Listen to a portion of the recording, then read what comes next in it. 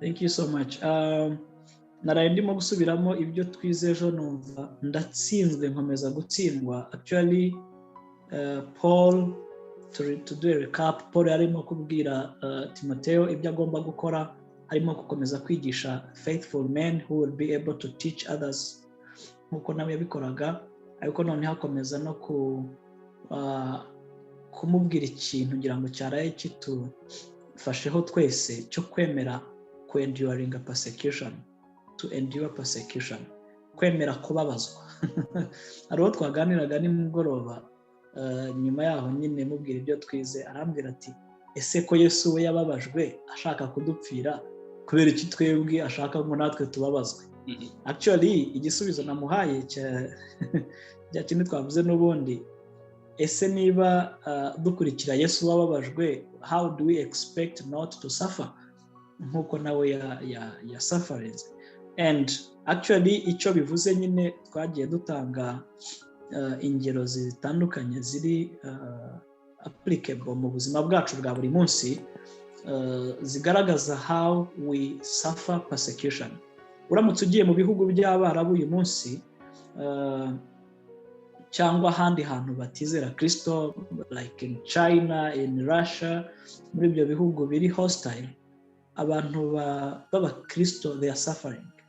Umuntu bamwirukana ku kazi simply kubera yuko yizera Kristo, nta rindi kosa yakoze, ari umukozi mwiza w'umuhanga, bakamwirukana ku kazi kuko yanze guhakana Kristo. Abandi barabica rwose. Ariko twebwe mu Rwanda ntago wenda bazadutwara mu rukiko ngo twemeye Kristo, ntago bazatushyira hariya ngo baturase ngo twemeye Kristo, but we also suffer persecution. Twaratanze ingero, niba boss wanjye asaba gukora raporo irimo amakosa simply kugira ngo akazi kacu kagumeho, nkabyanga kuko nemera Kristo kandi umwana w'Imana atariganya, nimbyanga I may face the consequences z'uko is my boss, ashobora no kunyirukana. And Paul was telling Timothy ngo ngwino, yamuhaye an invitation, come and suffer with me, ngwino ubabarane nanjye nkuko nababajwe, for the sake of the gospel. Wizera Imana niyo izabigushoboza kandi niyo iguhereza ubwenge. Twasoreje ku kantu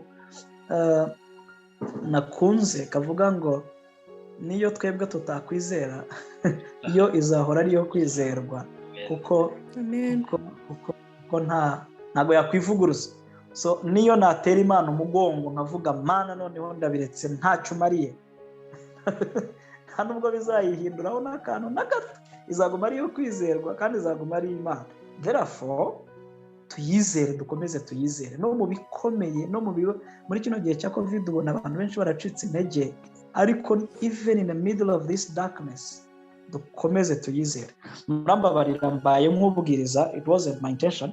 Reka dukomeze ku murongo wa 14 byamubwiraga, ambwira ngo ujye ubibutsa ibyo. Paul arabwira Timotheo ngo ajye yibutsa itorero ibyo maze kuvuga hejuru, ngo ujye uhora ubibibutsa, ngo kandi ubihanangiriza imbere y'Imana ko bareka kurwanira amagambo kuko ari ntacyo bimaze, ahubwo bigusha abumva. Actually mu itorero ryo muri Efeso bigaragara ko twabibonye no guhera muri leta ya mbere, ariho nyine Timotheo yarari, hari abantu bakunda kuvuga, bakunda kujya imbere, bakunda no kujya impaka, bari abantu bakunda kujya impaka cyane. So Paul rero aramubwira rero ati komeze kubigisha, ubihanangirize, bareke ibintu byo kurwanira amagambo. You know, even today muraza kubona ko nubwo Paul yabimwandikiraga bino bintu ubu hagiye gushira imyaka hafi 2000, it is still vivid today. N'uyu munsi biracyagaragara. People are fighting for fame, abantu barwanira kugaragara, barwanira kujya imbere. Yewe pastor akarwana ngo ngewe nta wundi muntu ugomba kujya ku gatuti, ndi ugomba kuvuga njyenyine, undi nawe akavuga ati natwe twarakuze tugomba kuvuga, bamwe bakiyomoraho ugasanga wo kurwanira amagambo. Tutagwa mu mutego wo kurwanira amagambo, tutagwa mu mutego wo kurwanira ibyubahiro ngo kuko ntacyo bimaze, ahubwo ababyumva birabagusha. Atujye ugira umwete, this is to him, noneho kuri Timotheo nka pastor, ngo ugira umwete wo kwishyira Imana nk'ushimwa, umukozi udakwiriye kugira ipfunwe, ukwiriranye neza ijambo ry'ukuri. Actually urabona ko nyine biratureba uyu munsi, yaba ari abapasiteri, Timothy was a pastor, ariko natwe ubwacu nk'abana b'Imana kugira umwete wo kwishyira Imana nk'abashimwa. Mu yandi magambo dushatse kubivuga mu magambo yoroshye twavuga ngo tugire umwete wo guhora turi imbere y'Imana dushimwa nayo. Ikintu cyose ngiye gukora nka Paul nibaze ngo ese iki kintu Imana iragishima? Byashoboka ko naba ndi ahantu umushumba wanjye atambona.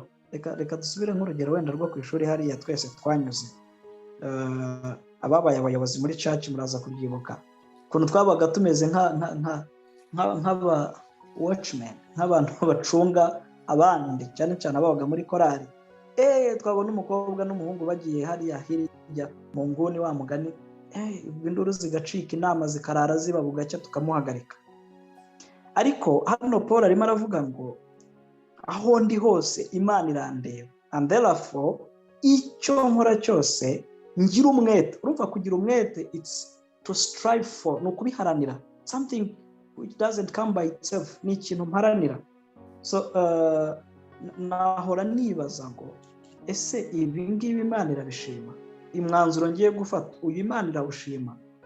Decision ngiye gufata iyi Imana irayishima? Hari filime nigeze kureba ivuga ngo what would Jesus do? Ari Yesu yakora iki? Ikintu cyose ugiye gukora ukibaza ngo ari Yesu yakora iki, kuko at least tuzi ko ibyo Yesu yakoze byose Imana yabishimaga. Kibaza ari Yesu yabikora gute? Aya magambo ndi muri kino kiganiro ari Yesu yavuga ibiki? So Paul aratubwira natwe ngo tugire umwete, tubihirimbanire, ngo kandi tube turi abakozi cyangwa turi n'abana b'Imana nyine badakwiriye kugira ipfunwe. Of course iyi Imana itwishimira, iyi Imana ikwishimira, ntugire ipfunwe. Ipfunwe ni kwa kundi ujya imbere y'abantu ukananirwa kuvuga, kumva ufite isoni, buriya umunyabyaha aho ari hose afite ipfunwe. Uzi ko wareba ikintu cy'ikigabo gifite ibiro 140 cy'igisore cy'ikijeya cyafashwe ari umugabo, reka no kwita ikigabo ntatukana, ari umugabo ufite umugore agafatwa asambana, akana gatoya k'imyaka 12 gashobora kumufata kakamurongora kakamushyira imbere kakamujyana kubera ipfunwe. Kubera ipfunwe. Actually arimo aramubwira ati nutagira umwete wo kwishyira Imana nk'ushimwa uzahora ugira ipfunwe. Kandi wibuke ko arimo aramubwira ngo ahora imbere y'abano bantu abigisha, harimo n'abantu bakuru kuri we bamuruta mu myaka no mu bindi. So ati rero nuhora wishyira Imana nk'ushimwa, nuhora ufite ubuzima Imana ishima, ntuzagira ipfunwe, ahubwo uzahora ukwiriranye neza n'ijambo ry'ukuri. Aka ni akandi ka application. Igituma nashimwa n'Imana nuko naba nkwiriranye n'ijambo ry'ukuri. Mu yandi magambo cya kibazo nibazaga mvuga ngo niki Imana ishima? Ese ibi ngiye gukora Imana irabishima? Ari Yesu yakora iki? Igisubizo ni kimwe. Birashoboka ko utazumva ijwi rye rihita rivugana nawe mu nkiri ryanjye risohoka, ariko ngo ibyo ashima ni ibikwiriranye n'ijambo ry'ukuri, ni ibikwiriranye n'ijambo ry'Imana. And this calls us, ibi biraduhamagarira rero kujya gusubira ku isomo twari twarafashe ubushize rivuga ngo dushishikarire gusoma. Paul yarabwiye Timoteyo ngo ukunde gusoma, dushishikarire gusoma ijambo ry'Imana, dushishikarire gusoma ijambo ry'ukuri kugira ngo tumenye iby'Imana ishima, hanyuma aribyo dukora. So rero icyo agiye kumubuza, sindi bugitindeho nihuta, ngo ariko amagambo y'amanjwe ataray'Imana uyazibukire, kuko abayavuga bazarushaho gushahisha, kandi ijambo ryabo rizaryana nk'igisebe cy'umufunzo. Muri abo ni Hemenayo na Fileto. So actually arimo aramubuza kugira engagement mu magambo y'amanjwe, mu magambo apfuye adafite umumaro. Sometimes tujya twisanga turi mu biganiro bidafite icyo byungura, mu biganiro bipfuye, mu biganiro wakwibaza ngo harya ubu narindi mu biki ubundi. So dukomeze dusabe Imana iturinde gutakaza umwanya wacu. Amuhaye urugero rw'abantu babiri rero babigiyemo, bagiye muri ayo magambo y'amanjwe ataray'Imana adafite icyo yungura. Aramubwira ngo kuko abo ngabo bayobeye, bariya babiri nyine bayobye ngo kuko bayobye bakava mu kuri bavuga ko umuzuko wamaze kubaho, kubika kwizera kwa bamwe. Actually ikigaragaza amagambo y'amanjwe ni amagambo yose atari in accord with the word of God, amagambo yose adahuye n'ijambo ry'ukuri, amagambo yose adahura n'ijambo ry'Imana. Rero amagambo y'amanjwe, kuko urabona abangabo yatanzeho urugero icyabigaragazaga bavuye mu kwizera batangira kuvuga ko umuzuko wamaze kubaho kandi utarabaho, so batangira contradictinga icyo ijambo ry'Imana rivuga. So ati rero wowe ntube nkabo, ariko amuhereza assurance natwe duhabwa uyu munsi. Nubwo abo bantu bazabaho, twibuke ko yanabimubwiye rwose ko bazakomeza kubaho abantu bahakana ijambo ry'Imana, abantu bigisha ibidahuye n'ijambo ry'Imana, ngo urufatiro rukomeye rw'Imana ruracyahagaze, rwanditseho ikimenyetso ngo Uwiteka azi abe, kandi ngo umuntu wese uvuga izina ry'Uwiteka ave mu bidatunganye.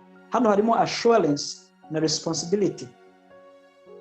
Niba njyewe Paul mvuga ko ndi umwana w'Imana, ubwo Uwiteka aranzi, ni nawe uzandokora ibyo byose. That is an assurance. Hallelujah. Ntacyo nzaba kuko aranzi nyine.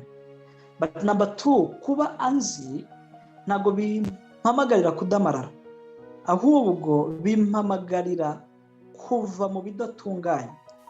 Ngira ngo ibi birahura neza n'ibyo twabonye Paul yandikiraga Tito amubwira ngo ubuntu bw'Imana bwarahishuwe buduhamagarira, reka mbivuge nkurikije rino jambo, kuva mu bidatunganye. Ijambo ry'Imana, ubuntu bw'Imana buduhamagarira kuva mu bidatunganye. Ibi bitandukanye rero n'abigisha bavuga ngo ubuntu bw'Imana buratubabarira, buraduhagije. It's true, ubuntu bw'Imana rwose buraduhagije, nta n'ikindi dukeneye, ariko ubuntu bw'Imana ntibuduhamagara ngo tugume mu byaha, ngo nuko ifite imbabazi tugume mu byaha. Oya rwose, ahubwo ubuntu bw'Imana ni assurance kuri twe that calls us to a responsibility yo kuva mu bidatunganye. Urumva rero ngo umuntu wese uvuga izina ry'Uwiteka ave, this is ni active verb.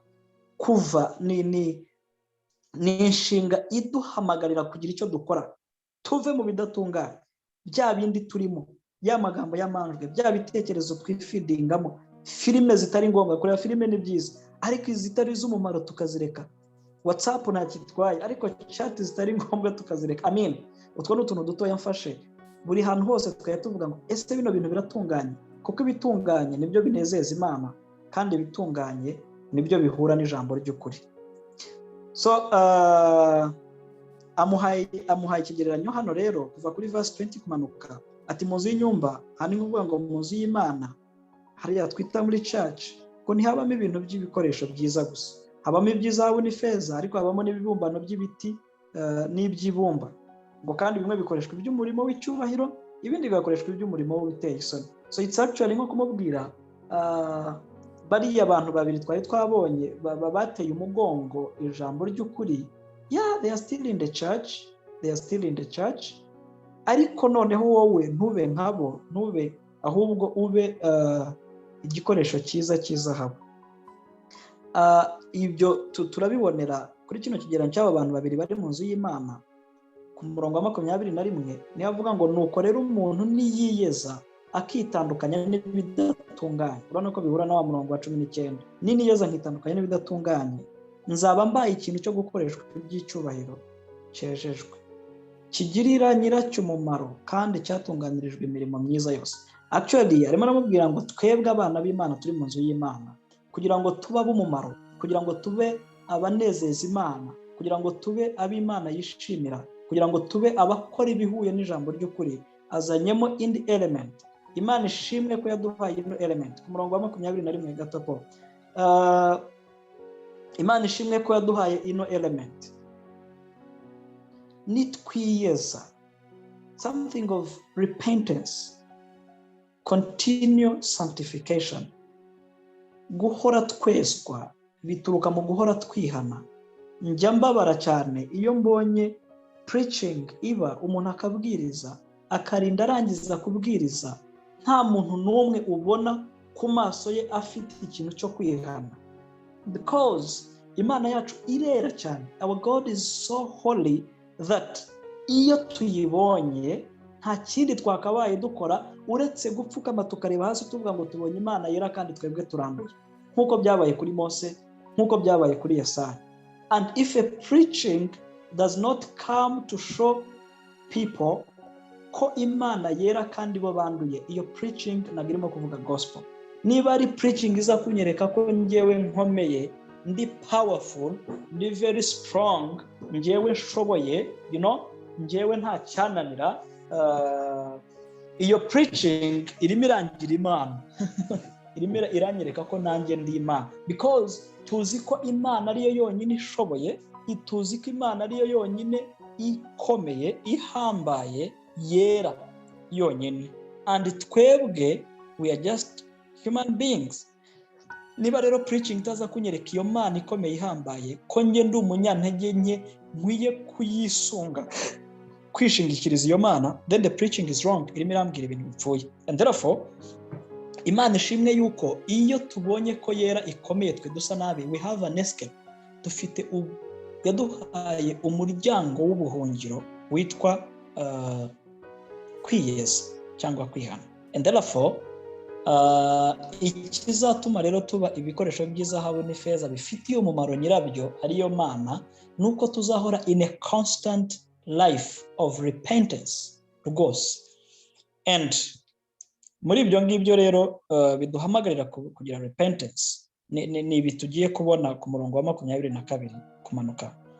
It's good ko twebwe hano impamvu yamubwiye ngo ahungira rya gisore kuri 22, turabyibuka ko Timotheo yari akiri umusore, maybe of our age. Yari muri 20s, aho nasomye henshi yagaragaza ko yari muri imyaka late 20s, muri za 28, 7 gutyo bishyira 30, maybe of our age. Aramubwira ati nukuhungira rya gisore. Ndebye hano abari hano twese dushobora kuba turi muri age range imwe, wenda ntawe umukuru atarusha umuto y'imyaka irenga 20 cyangwa 15. So turi muri age range imwe. Turabizi neza ko uyu munsi youth, urubyiruko, dufite irari riri ku rwego rwo hejuru, maybe kurusha ikindi gihe cya mbere cyaba papa na mbere yabo, kuko uyu munsi ibintu biba biri very very quick to reach the audience.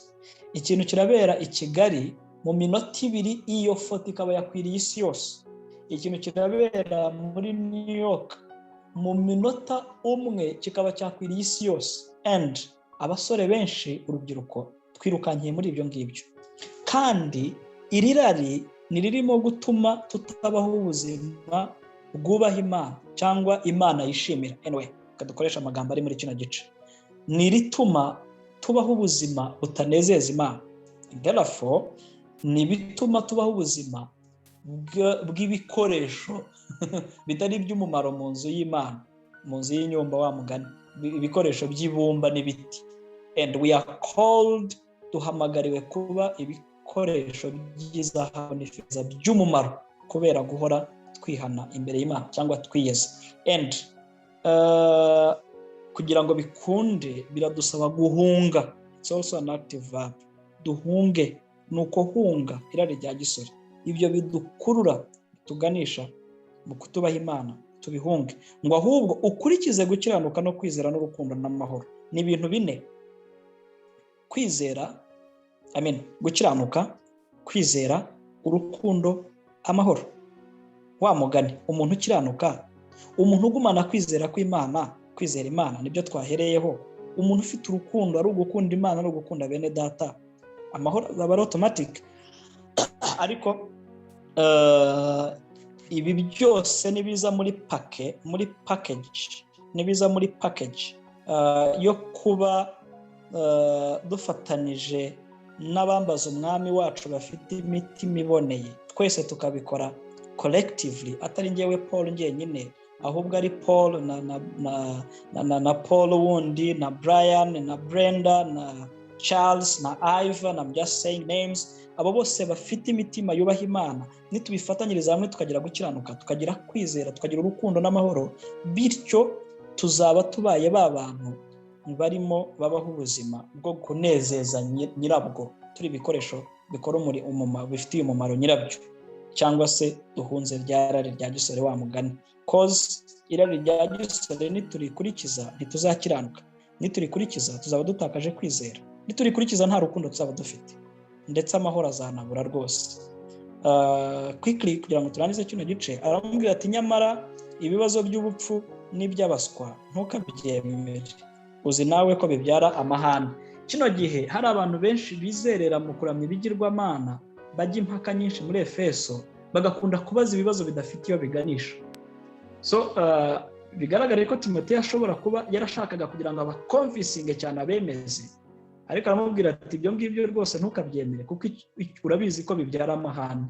So in our doing, natwe wenda dushobora kubyemeza, nanjye ndumva hari ibyo nigeze mpura nabyo, ukumva umuntu ikibazo abajije n'umutima kibazanyije na motive behind. Akenshi umuntu umbajije ikibazo nkunda kumubaza, why are you asking this question? Kuki ubajije kino kibazo? Because the motive igitumye akibaza gishobora gutuma umusubiza cyangwa ukamwihorera, kuko urabizi ko n'ubundi ibyo wamubwira ntabyo ari bwemera, ahubwo birakurura amahane. Ati ibyo rero ujye ubizibukira, ntukabyemere, ntukabiteho umwanya wawe. Atariko umugaragu w'umwami wacu ntakwiriye kuba umunyamahane. That is it. Umwana w'Imana ntazaba umunyamahane. Nanabaza ibibazo ntazabaza ibibazo biganisha ku mahane, ahubwo azabaza ibibazo biganisha ku kumenya no kurushaho kumenya Imana. Ahubwo akwiriye kugira ineza kuri bose, agakunda kwigisha, akihangana. Kwihangana babigarutseho, nibyo nahereyeho, ariko nanone tuzanye n'ikintu cyo gukunda kwigisha. Nge ndabikunda, ndasaba Imana ngo ibinyongerere, ariko ni ikintu Bibiliya idusaba, dukunde kwigisha ibyo tuzi, twigishe. Ngo kandi agahanisha ubugwaneza abamugisha impaka, ngo ahari nibishoboka Imana ibahe kwihana ngo bamenye ukuri. Actually ntago bano bantu babaza ibibazo ari ukubajugunya ngo tubihorere. Oya, niyo kubibaza biganisha ku mpaka n'amahane tubireke, ntitubyemere. Ariko niba babaza bashaka kumenya, tubikorane ubugwaneza, tubigisha abo batugisha impaka, tubasubizanye ubugwaneza, tutemera kujya mu mpaka. Noneho nibishoboka aho ari, kuko nyine gukonvenka no kw'Imana, Imana umwuka wera w'Imana azabaha kwihana, hanyuma nabo bakizwe, ngo basinduke. Paul is very nice here. Basinduke, mu yandi magambo barasinze n'abasinzi, ngo basinduke bave mu mutego wa Satani wabafashe mpiri, babone gukora iby'Imana ishaka. Actually mu kwigisha kwacu, mu kwigisha abantu ibyo twemeye twizeye, ubuzima bwacu bukaba icyitegererezo cyabo, hanyuma n'abafite ibibazo tukabisubiza, ndetse n'izo mpaka ntitube engaged muri zo zikurura amahane, ahubwo tukajya mu mpaka ziganisha ku gutuma abantu bahinduka. It's what we are called to do. Ngo nibura wenda muri ibyo ngibyo, in so doing, Imana izabafasha nabo bahinduke. So tubinyuzemo twihuta, ariko turabona yuko harimo amasomo menshi dukomeza guhamagarirwa, dukomeza n'ubuzima Paul yasabaga Timoteyo, ariko natwe butureba uyu munsi. So iminota yacu irageze. I would love to hear us have something to say, niba byakunda.